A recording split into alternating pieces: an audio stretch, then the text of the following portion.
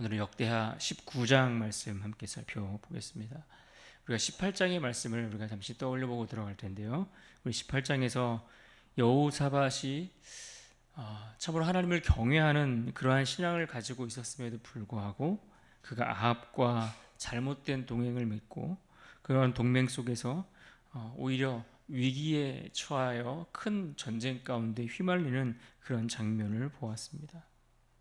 그럼에도 불구하고 참으로 감사한 것은 그 위기 속에서 하나님이 여호사밧의 그 부르짖음을 듣고 그를 건져주신 하나님의 은혜였습니다. 마지막까지 악한 길을 떠나지 않았던 아합의 그 황당한 죽음, 그 스스로 자신을 위장하고 감추었지만 그 무심코 쏘았던 그 화살에 맞아 죽음을 맞을 수밖에 없었던 그에 대한 심판과 달리 인간의 그 부르짖음조차 그 절규와 그 외침을 외면하지 않으시고 도와주시고 또 그를 구원하여 주신 여호사밧이 입었던 그 은혜가 얼마나 큰 것인지를 우리가 볼 수 있었습니다. 하지만 하나님은 이 여호사밧이 그러한 잘못된 선택과 또 결정을 통해 그와 같은 행동을 하는 것들에 대해서 그저 하나님께서 아무 일 없었던 것처럼 지나치지는 않으셨다라는 것을 우리가 볼 수가 있는데, 그것이 오늘 본문 19장에서 그 이야기를 다루고 있습니다. 19장은 여호사밧이 전쟁에서 돌아온 직후에 하나님으로부터 책망을 받는 그런 내용들로 시작하고, 그 일로 인해 그가 다시 회개하며 개혁을 다시 이루어가는 그러한 내용들을 다루고 있습니다. 하나님은 은혜로 그를 건져 주셨지만 그러나 동시에 공의로 그를 책망하십니다.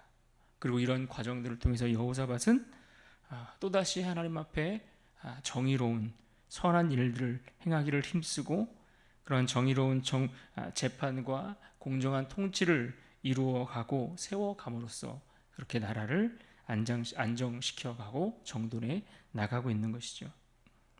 19장의 전체 구조를 살펴보면 11절까지밖에 되지 않는 짧은 말씀이지만 1절부터 3절에서는 그가 선견자 예후를 통해 책망받는 내용이 담겨 있습니다. 악한 자를 돕고 여호와를 미워하는 자를 사랑한 죄, 그것에 대해서 하나님께서 책망하신 것이죠.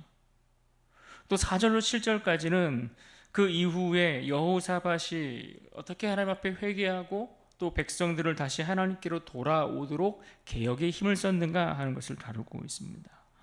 그리고 마지막 8절부터 11절까지 말씀 속에서 정의로운 재판관들을 세움으로써 그들을 통해 하나님의 공의와 또 그 두려움으로 나라를 든든히 세워가는 그런 모습을 우리에게 소개해 주고 있습니다. 이제 본문으로 들어가실 텐데요. 19장은 전쟁의 큰 위기를 모면하고 그렇게 평안히 예루살렘으로 돌아온 여호사밧을 선지자 예후가 맞아 책망하는 장면으로 시작합니다. 1절과 2절을 보시면 1절에 유다왕 여호사밧이 평안히 예루살렘에 돌아와서 그의 궁으로 들어가니라.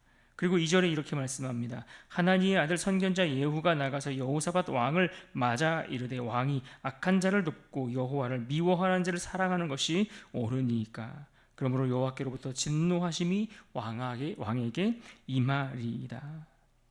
하나님은 지금 그를 책망하셨습니다. 악한 자를 돕는 것, 악한 자를 돕는 것이 옳으냐? 여호와를 미워하는 자를 사랑하는 것이 옳으냐? 라고 묻고 계시는 것입니다. 비록 그가 그 큰 전쟁 가운데 죽음을 맞이할 수 있는 그 위급하고 긴박한 상황 속에서 하나님이 그를 은혜 가운데 구원해 주셨지만 그러나 동시에 그의 잘못을 되짚어 주고 계신 것입니다. 여러분, 우리가 이것을 기억하고 알아야 합니다. 하나님이 우리를 은혜 가운데 구원하시고 살려주셨지만 그렇다고 내가 행한 일이 아닌 게 되는 것은 아니지 않습니까?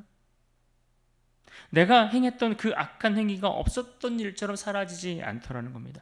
하나님이 우리를 구원하여 주시고 또 완전한 용서를 해주지 않았다는 이야기가 아닙니다. 언제나 죄라는 것은 그 죄에 따르는 대가가 그 결과가 우리 삶에 드러나게 되는 것을 우리가 알고 이것을 경계해야 한다라는 것입니다. 그래서 다윗이 밧세바를 범하고 나서 하나님이 그를 용서하시고 다시 회복시켜 주셨지만 그 죄의 결과들이 어떻게 나타납니까? 그의 자녀들을 통해 그 집안에 피가 끊임없이, 칼이 끊임없이 싸움이 일어나는 그런 모습들로 나타나는 것과 같은 맥락에서 이해할 수 있는 겁니다. 그런데 오늘 말씀에 보면 이 예후를 통해 여호사밧의 잘못을 이와 같이 지적하심과 동시에 또 그가 선한 일을 행했던 것조차도 또 기억하시고 하나님을 인정해 주시더라는 겁니다. 3절을 보십시오. 그러나 왕에게 선한 일도 있으니 이는 왕이 아세라 목상들을 이 땅에서 없애고 마음을 기울여 하나님을 찾았음이니이다. 연약한 그가 비록 하나님 앞에 넘어지고 쓰러지는 일도 행했지만 또 하나님이 그가 어떤 마음으로 그 땅에 우상들을 없애고 또 마음을 다하여 하나님을 찾았던 그 모습을 또 잊지 않고 기억하시더라는 것이죠. 그러니까 하나님의 은혜는 그저 무조건 잘못된 것을 덮어주는 값싼 은혜가 아니라 반드시 책망을 동반하는 거룩한 은혜라는 사실을 우리가 기억하고 배워야 하는 겁니다. 우리의 연약함과 우리의 죄에 대해서 그 대가를 어떤 면에서 하나님께서 친히 치루어 가시면서 우리를 다시 회복의 자리로 이끌어 가시는 그러한 거룩한 은혜라는 것을 우리가 기억해야 하는 것입니다. 그러하기에 하나님의 공의와 자비의 마음을 알고 우리도 하나님의 책망을 듣게 된다면 우리는 낙심하지 말고 마땅히 회개하는 반응으로 그렇게 돌아서는 지혜로운 자들이 되어야 할 것입니다. 이제 정신을 차린 이 여호사밧은 어떻습니까? 책망을 들었습니다. 그리고 그렇게 책망을 듣고 이제 그 책망을 듣고 회복되었으니 이제 멈추고 중단한 것이 아니었습니다. 그는 책망을 듣고 멈추거나 중단하고 그냥 그 자리에 머물러 있었던 것이 아니라 다시 신앙을 위한 선한 개혁들을 추진해 나가기 시작합니다. 그래서 먼저는 4절 말씀에서 온 유다 성읍에 나아가 백성들을 여호와께로 돌아오게 했다라고 그렇게 말씀해 주고 있죠. 또 5절의 말씀에 보시면 재판관들을 세워서 각 성읍들을 경고하게 했는데 이 재판관들이 판단할 수 있는 그 판단의 기준이 무엇이 되어야 하는지를 이어지는 말씀 속에서 함께 언급해 주고 있습니다. 5절과 6절을 보겠습니다. 5절 또 유다 온 나라의 견고한 성읍에 재판관을 세우되 성읍마다 있게 하고 6절 말씀 재판관들에게 이르되 너희가 재판하는 것이 사람을 위하여 할 것인지 여호와를 위하여 할 것인지를 잘 살피라. 너희가 재판할 때에 여호와께서 너희와 함께 하심이니라. 그러니까 이 신앙의 지도자로서 그가 잘못을 지적받았을 때 가장 정직하고 복된 길은 어떤 길입니까? 이처럼 회개하고 다시 올바른 방향으로 백성을 이끌어가도록 힘쓰는 것. 이것이 가장 바른 모습이죠. 돌이켜서 다시 정직히 행하고자 신앙의 자리로 돌아가는 것. 이것이 굉장히 중요한 일입니다.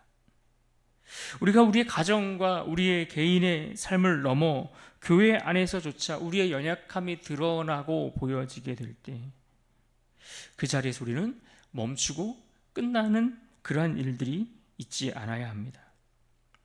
우리가 연약하여 한번 넘어지고 쓰러졌다고 그 자리에 그냥 주저앉고 머물러 있는 것이 아니라 우리는 언제라도 하나님의 책망을 통해 돌이킬 수 있는 자들이 되어야 합니다. 돌이킨다라는 것은 그냥 멈추는 것이 아니라 그 멈춤에서 다시 하나님을 향하여 적극적으로 나아가는 삶으로 이어지는 것이죠. 그래서 다시 하나님 앞에 진실하게 행하기를 위해서 공의를 행하는 재판관들을 통해서 그 공의로움의 기준을 가지고서 새롭게 회복시켜 나가기 위해서 힘쓰는, 그렇게 다시 하나님 앞에 진실하게 행하는 삶의 자세로 나아가기를 힘쓰는 그러한 인생, 그런 우리가 되어야 할 것입니다. 이제 이어지는 본문을 보시면 여호사밧의 권면과 또 명령을 따라서 세워진 그 재판관들이 말 그대로 공의로운 재판을 위해 힘을 썼던 것을 우리는 확인해 볼 수가 있습니다. 그래서 먼저 7절에 여호사밧의 당부를 보면 이렇게 말씀합니다. 그런즉 너희는 여호와를 두려워하는 마음으로 삼가 행하라. 우리 하나님 여호와께서는 불의함도 없으시고 치우침도 없으시고 뇌물을 받는 일도 없으시니라 하니라. 그러니까 명확한 기준이 무엇인지를 제시해주고 있지 않습니까? 그러면서 8절에 보십시오. 여호사밧이 또 예루살렘에서 레위 사람들과 제사장들과 이스라엘 족장들 중에서 사람을 세워 여호와께 속한 일과 예루살렘 주민의 모든 송사를 재판하게 하고, 또 9절도 보십시오. 그들을 명령하여 이르되 너희는 진실과 성심을 다하여 여호와를 경외하라. 그렇습니다. 여호사밧은 지금 예루살렘으로 돌아와 하나님의 책망을 듣고 돌이키고 다시 나아가서 무엇을 하고 있습니까? 레위인과 제사장들을 따라 세워서 그들을 통해 하나님의 율법을 따라 판결하겠다는 것입니다. 여호사밧은 어떤 인물입니까? 여호사밧은 말씀을 가지고 말씀을 세워가기 힘을 썼던 그런 초기의 그의 모습들을 우리가 기억하고 있지 않습니까? 여호와를 경외하며 진실과 전심으로 행하라 라고 당부하고 있는 것입니다. 그러면서 11절에도 이렇게 권면합니다. 11절 하반절, 너희는 힘써 행하라. 여호와께서 선한 자와 함께 하실지로다 하니라.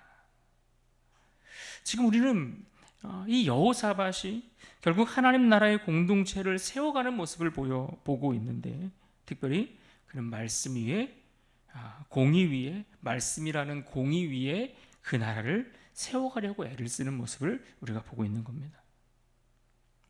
이것은 우리에게 매우 중요한 교훈을 전해주고 있습니다. 우리의 작은 공동체인 우리의 가정도, 또 믿음의 공동체인 교회도 모두 이와 같은 원칙과 정의가 살아날 때에 건강한 공동체로 세워져 갈 수 있다라는 것을 우리가 배울 수 있는 것입니다.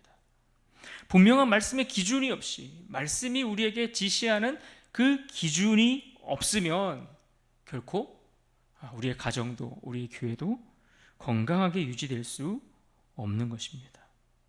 그러므로 앞에 선 리더들뿐만 아니라 또한 모든 성도들을, 모든 우리 가정의 구성원들이 하나님 앞에서라는 바른 자의식을 가지고 살아야 건강한 인생, 건강한 공동체를 누릴 수 있는 것입니다.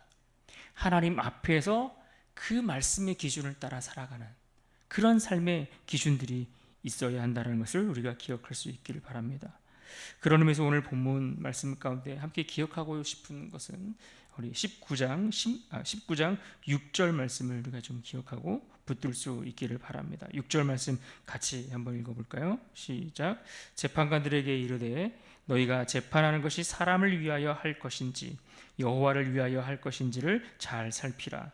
너희가 재판할 때에 여호와께서 너희와 함께 하심이니라. 아멘. 하나님 앞에서 행한다라는 의식이 바로 신앙인의 정체성입니다. 요셉은 유혹을 당할 때 여호와 하나님 앞에서라는 정체성을 버리지 않았습니다. 다윗 역시 그가 사울과 같은 원수에게 쫓겨다니면서도 그는 하나님 앞에서 예배자로서의 삶을 살아가기를 포기하지 않고 힘을 썼던 것을 우리는 기억합니다. 이뿐만 아니라 포로로 끌려갔던 다니엘과 그의 세 친구 역시 우상 앞에 절하지 않을 수 있었던 것도 바로 하나님 앞에서 살아가는, 그 앞에 서 있는 자신의 정체성을 잊지 않았기 때문입니다. 그러므로 은혜로 회복된 자는 공의로 서야 합니다. 다시 하나님 앞에서 하나님의 말씀 앞에서 진실하게 살아가는 정체성을 놓치지 말아야 합니다. 이것이 바로 은혜 받은 자의 길이고 우리가 본받아야 할 길이죠. 그렇게 놓고 보면 우리 모두는 이미 은혜 받은 자들 아니겠습니까? 그러므로 오늘 우리가 이 하루를 살아갈 때에도 이 은혜 받은 자의 길을 걸으면서 하나님 앞에서 공의로 행하기를 힘쓰는 그런 우리 모두가 될 수 있기를 주님의 이름으로 축복합니다.